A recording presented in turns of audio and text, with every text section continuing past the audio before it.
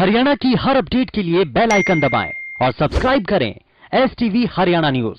जो हमारे हरियाणा ये जो हमारा HSIDC Haryana state industrial development corporation, इसकी जितने भी इंडस्ट्रियल एस्टेट्स हैं वहाँ से जो लोग आए हुए थे उनकी अपनी कुछ कठिनाइयाँ थी और कुछ उनके जो पैसों के लेन देन सरकार के साथ होते हैं, चाहे प्लॉट्स की कीमत का है, डिलेड हो गई, उसका इंटरेस्ट है, पेनल इंटरेस्ट है, कहीं अनाउंसमेंट है, कहीं एक्सटेंशन फीस है, ऐसे सारे विषय, कुछ HSIDC के जो पुराने डेट्स हैं, कोई HFC का लोन है, तो ऐसी स्कीमों की कुल मिलाकर एक हमने उनको समाधान, जैसे विवादों का समाधान ये कार्यक्रम शुरू किया है, तो ऐसे कई प्रकार के रिबेट्स उनको दिए हैं और बहुत सब लोग प्रसन्न हुए कि हमने कई चीज़ों पर तो जो पेनल इंटरेस्ट है वो सारा माफ़ कर दिया, इंटरेस्ट की दरें भी जहां उनके पेंडिंग जितने भी ड्यूज थे उसमें 25% इंटरेस्ट कम कर दिया है और जो लेंडिंग थी HSIDC की उसमें भी जो रेट था कंपाउंड इंटरेस्ट की बजाय सिंपल इंटरेस्ट कर दिया है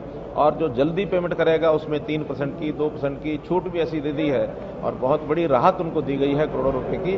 और मुझे लगता है कि इसके अंदर उनका जो बोझ है वो कम होगा और सरकार के भी जो पैसे आएंगे उससे हमारी जो लिक्विडिटी है वो बढ़ेगी और उद्योग भी है वो आगे बढ़ेगा, फूलेगा। ज्यादातर क्या सुझाव या क्या समस्याएं इंडस्ट्रियल में बताइए आपको कानून से लागू होने के सामने क्या समस्या है, ये सुझाव क्या है? देखिए, सुझाव एक तो उनका ये था कि स्किल्ड और सेमी स्किल्ड और अनस्किल्ड लेबर का कोई डिफरेंशिएशन किया जाए और 50,000 रुपये का जो सैलरी का आपने अपर लिमिट रखी है वो ज़्यादा है, उसको थोड़ा कम किया जाए।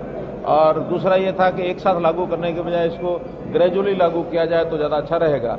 तीसरा, जिस प्रकार की स्किलिंग की उनकी आवश्यकता है उस प्रकार की स्किलिंग का भी उनको कोई कोर्स कराया जाए ताकि हमारा जो उनको थोड़ा बाहर की लेबर थोड़ा सस्ती पड़ती है इस नाते से भी है, लेकिन हमारे लोग भी उसमें बहुत क्वालिफाइड हैं, स्किल्ड हैं और अच्छे पढ़े लिखे हैं। तो अगर हमें इसमें कुछ संशोधन करने पड़ेंगे, बाद में डिपार्टमेंट के साथ बैठ के विचार करेंगे और कुछ संशोधन करके इसको दोबारा से पॉलिसी में चेंज करेंगे या उसमें रूल्स बनाएंगे, उसमें चेंज करेंगे, कोई एक आध संशोधन भी अगर करना पड़ेगा वो करेंगे, लेकिन हरियाणा प्रदेश के लोगों को रोजगार अधिक मिले ये सर्वसामान्य सहमति बनी हुई थी। लेकिन सर ये भी ऐसी खबरें आ रही है कि युवाओं में काफी बड़ी संख्या में हरियाणा छोड़कर जा रही है। ऐसा कोई विषय नहीं था, बल्कि कुछ लोगों ने तो इस पॉलिसी की प्रशंसा की है कि आपने बहुत एक अच्छा काम किया है और इस पर एक सज्जन तो ऐसे थे जो उन्होंने कहा मैं इस पर लेख लिखने के लिए तैयार हूं अखबार में कि किस प्रकार काम थे वो स्कॉट्स के निखिल नंदा स्कॉट्स के। तो इस प्रकार के लोग भी हैं जो इसको अच्छा मान रहे हैं। जो उनकी शंकाएं हैं उनको हमने दूर की है।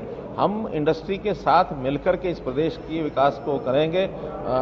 Industry and Haryana government are partners in development of the state. लेकिन सर जो आंदोलन होते हैं, आंदोलन को इंडस्ट्री कितना गलत मानती है, किसान आंदोलन को इंडस्ट्री ऐसी कोई चर्चा नहीं, उस प्रकार की कोई चर्चा नहीं। सर सेंटर में गए थे, केंद्र दिल्ली गए थे आप, मेरा बस में ये पूछा था कि इस कानून को लेकर केंद्रीय नेतृत्व से कोई चर्चा हुई आपकी? नहीं,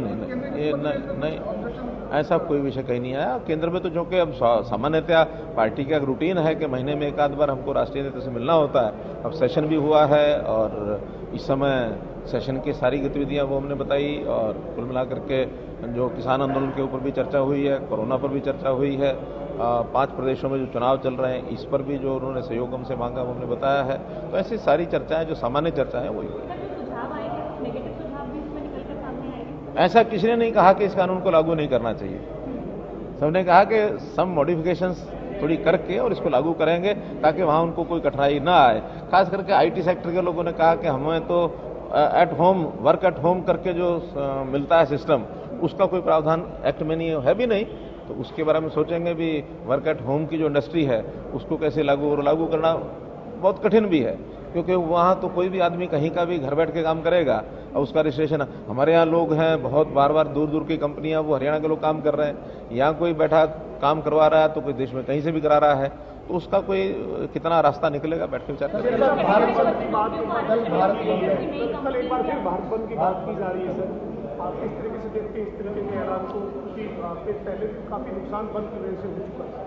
देखिए, मानना तो ये है कि बंद बहुत शांतिपूर्ण रहेगा, किसी प्रकार की स्थिति को नहीं बिगड़ने दिया जाएगा और कुल मिला करके उनका एक डेमोक्रेटिक राइट है, डेमोक्रेटिक राइट को उन्होंने कॉल दी है तो लोगों को देखना है कितना उनको मानते हैं, कितना नहीं मानते। मुख्यमंत्री जी, कल राकेश टिकैत ने बयान में ही कहा कि मुख्यमंत्री हेलीकॉप्टर में है, नीचे उतर कर दिखाएं और कोई एजेंसी अगर आती है तो उसको बंधक बना दिया जाए। मैं अभी भी नीचे खड़ा हूँ, मैं जहाँ जाता हूँ नीचे उतरता हूँ। ऐसा नहीं कि हेलीकॉप्टर पे सदा 24 घंटे हेलीकॉप्टर में रहते हैं। अब उनको इन बातों का कोई अर्थ नहीं है। लोकतंत्र को बचाना ये सबकी जिम्मेवारी है, उनकी भी है, हमारी भी है, जो बाहर के लोग हैं उनकी भी है। इस देश में, प्रदेश में लोकतंत्र हमारा सबसे महत्वपूर्ण एक ऐसा विषय है जो हमें संविधान ने प्रदत्त किया है हमको। तो संविधान की इस गिफ्ट को हमको बचा कर रखना है, लोकतंत्र को खराब नहीं होने देना। सर, कोरोना के केस बढ़ रहे हैं, दिवाली भी आ गई है, होली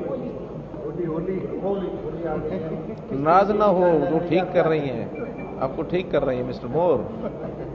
होली को लेकर सर देखिए, सारे देश भर में चूंकि कोरोना का फिर दोबारा से एक वेव आ रही है, तो अपील की गई है कि बड़े जितने गैदरिंग है वो ना करें। उत्सवों में भी लोग अपने घर में रह करके छोटी संख्या में रहें, सामूहिक रूप से होली का ये त्यौहार का जो रंग का न मनाएं, ऐसे अपील की गई है। हमने भी हरियाणा में इनको सबको एक प्रकार से सबको अपील की है कि इसको न मनाएं। आगे नवरात्रे हैं, उसके बाद वैसाखी है।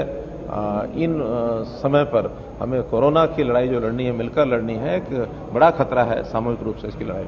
धन्यवाद। एक गत विधानसभा में एक फैसला किया गया था, प्रस्ताव पास किया गया था, पॉलिटिकल इन्फ्लुएंसर्स जो हैं किसान आंदोलन को लगातार जिस तरह से यूज कर रहे हैं, अभी भी कई जगहों पर जो है रोका जा रहा है, कई नेताओं के चेहरे भी उजागर हो रहे हैं। ऐसी जगहों पर जहां पर राजनेता जो है कहीं ना कहीं लीड करते नजर आ रहे हैं, इस चीज को बरकरार नजर आ रहे हैं, उनको लेकर क्या कुछ स्ट्रैटेजी? देखिए विधानसभा में जो हमने वो प्रस्ताव पारित किया था, जनता में एक संदेश चला गया, और जो इस प्रकार के लोग किसानों को उकसाते हैं, कुछ भी करते हैं, उनका पटाक्षेप हो रहा है, उनका पर्दा हट रहा है उनके आगे से। लोग समझते हैं सब। कुछ लोगों को आगे करके जिस प्रकार की न्यूसेंस कर रहे हैं, इसकी लोग भी निंदा करते हैं, हम भी निंदा करते हैं। हमारा प्रस्ताव था कि विधानसभा में बैठे हुए सब लोगों को निंदा करनी चाहिए। मुझे शर्म आ रही है कि कांग्रेस के लोगों ने खुला नंगा नाच करके कहा कि हम इसकी निंदा नहीं करेंगे। मैं वही कह रहा हूँ, लोकतंत्र को बचाना है तो हर एक पॉलिटिकल पार्टी को, हर संस्था को, हर व्यक्ति को इन चीजों में आगे रहना चाहिए। मत भिन्नता हो सकती है, विचारों की भिन्नता हो सकती है, आखिर डेमोक्रेसी है, लेकिन इस प्रकार का वातावरण बनाना कि हम इसको नहीं आने देंगे, इसको नहीं जाने देंगे, ये लोकतंत्र को खतरा है, इसकी निंदा करनी चाहिए। धन्यवाद। बड़ी खबर चंडीगढ़ से, जहां मुख्यमंत्री मनोहर लाल के द्वारा बयान दिया गया और कई बातों को इस दौरान मुख्यमंत्री ने साझा किया। दरअसल युवाओं को ट्रेनिंग दी जाएगी और 75% आरक्षण जो दिया गया है हरियाणा के युवाओं को, उसमें तरजीह दी गई है। इस कानून के तहत जो शंकाएं उद्योगपतियों के मन में हैं, उन शंकाओं को लेकर के ही एक बैठक की गई, जिसमें हरियाणा के मुख्यमंत्री और उप मुख्यमंत्री इसमें मौजूद रहे और साथ ही साथ उद्योगपतियों के साथ इस विषय पर चर्चा की गई। प्रदेश के लोगों को ज्यादा से ज्यादा रोजगार मिल सके, इस बात पर गौर किया गया है और लोगों ने हमारे फैसले को सराहा, ये मुख्यमंत्री ने इस दौरान कहा भी है।